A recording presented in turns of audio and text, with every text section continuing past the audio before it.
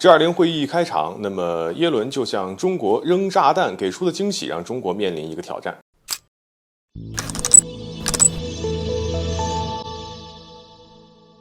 各位好，欢迎来到赵特尔观察室。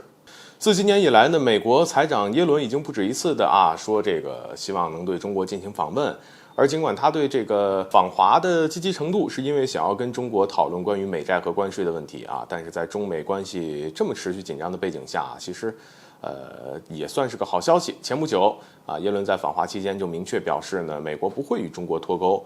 会继续与中国建立稳定的关系，并且进行弹性和有效的沟通。而作为全球最大的经济体，耶伦声称呢，中美两国是有责任在共同领域展开合作的，也希望能够通过这次的访问来进一步的缓和当前两国的紧张关系以至于这个一直到耶伦结束访华的行程，其实外界都认为耶伦来访对缓和中美关系是起到了非常关键的作用的。然而没想到的是，在参加这个 G20 财政与央行行长会议的时候，耶伦公然又对华毁约据悉呢，尽管耶伦先是表达了与中国合作的渴望但在这个谈及中美贸易关系时呢他又表达了对中国不公平贸易做法的担忧，而指出这促使美国对中国加征关税。因此呢，也是随着时间的推移他说呢这是他们可以取得进展的领域，但他要说呢，至少在目前将其作为一个缓和的领域还为时过早他公开表示美国方面暂时不考虑取消对华关税，所以也足以说明美方不愿意做出让步。而耶伦访华的目的就是想要借取消对华关税获得中国的帮助希望中国能够继续购买美国国债。结果这个 G20 的会议一开场，耶伦就向中国扔出这么大一个炸弹，所以可见这又是没有诚意的中美对话。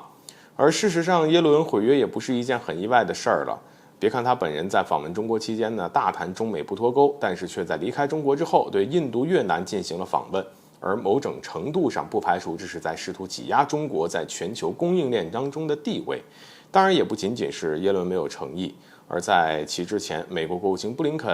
当然他是也对中国进行了访问的，期间呢嘴上说的也很好听，美国将继续尊重一个中国政策可等到其前脚刚离开，后脚这又已经有消息说了，美国军事力量就出现在了台海。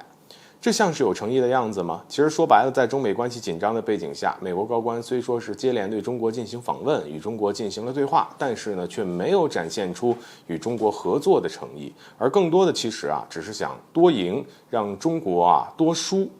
今时不同往日了，美国自身已经没有能够拿出有分量的筹码进行交换，所以访华更像是一种施压手段，以迫使中国呢做出经济上的巨大让步。而除了施加压力，试图获得重大的让步之外，并没有展现出真正的交流与合作的态度。所以总而言之，美国对中国存在极强的敌意，而短时间内是不可能打消的。而所谓释放友好信号，不断寻求与中国对话，也不过是一个缓兵之计而已。而他们不想真的与中国进行互利共赢的合作那么面对这样的挑战，中国应该如何应对呢？其实呢，中国只需要等。美国如今面临严重的通胀问题，迟早是需要跟我们低这个头的其实来说呢，耶伦此番毁约也是等于在自寻死路，在错误的道路上是越走越远。好，本期节目就到这里，欢迎点赞转发，留下你的精彩评论。